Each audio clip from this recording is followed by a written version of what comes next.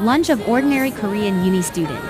Hi friends, it's my lunch now. So come and join me and see what's for lunch. Before we dive into the menu, let's start with a scoop of white rice. For our first dish, let's have some spicy kimchi. Next is a cold bean sprout salad with cucumber, onion, and shredded cabbage. This dish looks refreshing and fits perfectly with my diet. Moving on, let's grab a bowl of fried meat rolls, followed by a bowl of spicy stewed tofu. Finally, let's round off the meal with a comforting bowl of egg drop soup. Thank you for watching.